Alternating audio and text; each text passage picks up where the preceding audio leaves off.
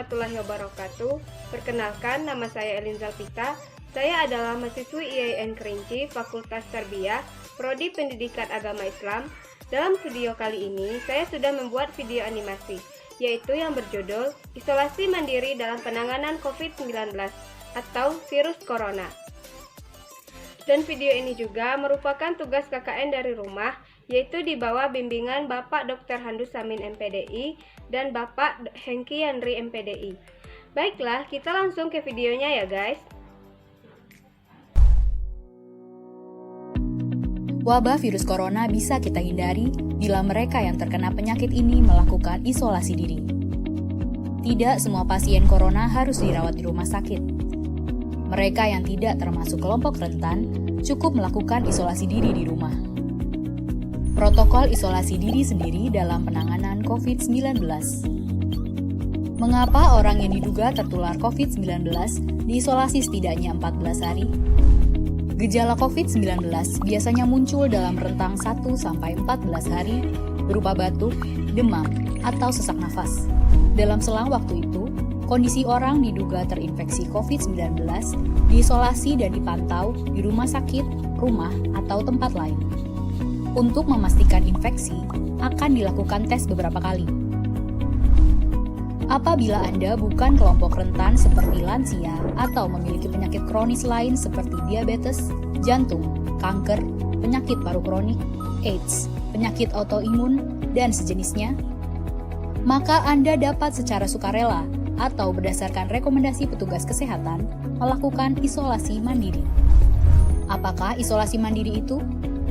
Isolasi mandiri adalah upaya mencegah penyebaran COVID-19 dengan berdiam diri di rumah sambil memantau kondisi diri kita, seraya tetap menjaga jarak aman dari orang sekitar atau keluarga. Siapa yang perlu melakukan isolasi mandiri? Siapapun yang memiliki gejala sakit seperti demam, batuk atau pilek, nyeri tenggorokan, atau gejala penyakit pernafasan lainnya, atau termasuk dalam kelompok orang dalam pemantauan atau ODP, yaitu orang yang pernah berkontak erat dengan pasien positif COVID-19 dan atau orang dengan riwayat perjalanan dari negara atau transmisi lokal COVID-19. Berapa lama waktu isolasi diri? Setidaknya selama 14 hari sampai hasil pemeriksaan sampel di laboratorium diketahui. Apa yang perlu dilakukan saat isolasi mandiri? Tinggal di rumah dan jangan keluar, kecuali untuk mencari pertolongan medis. Sebisa mungkin, gunakan kamar terpisah dan selalu jaga jarak setidaknya 1 meter dari anggota keluarga lain. Selalu gunakan masker selama masa isolasi diri. Ganti masker secara rutin apabila basah atau kotor. Lakukan pengukuran suhu harian dan observasi gejala seperti batuk atau kesulitan bernafas. Hindari berbagi peralatan makan seperti piring, sendok, garpu, dan gelas, perlengkapan mandi seperti handuk atau sikat gigi, dan juga benda berbahan kain, misalnya pakaian atau selimut. Terapkan perilaku hidup bersih dan sehat seperti makan makanan bergizi, rutin mencuci tangan dengan sabun dan air mengalir, serta melakukan etika batuk dan bersih. Upayakan berada di ruang terbuka dan berjemur sinar matahari setiap pagi. Jaga kebersihan rumah dengan cairan disinfektan, terutama untuk area atau permukaan yang sering tersentuh tangan. Hubungi segera fasilitas layanan kesehatan bila sakit memburuk, seperti mengalami sesak nafas. Apa yang tidak boleh dilakukan saat isolasi mandiri? Tidak boleh keluar rumah, termasuk untuk bekerja, apalagi ke ruang publik. Bila sangat terpaksa harus keluar, gunakan masker dan hindari transportasi publik atau tempat ramai.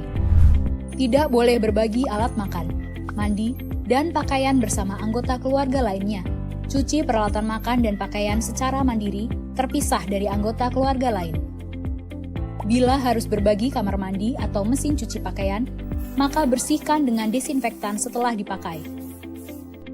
Bagaimana menjaga pertahanan tubuh selama masa isolasi mandiri?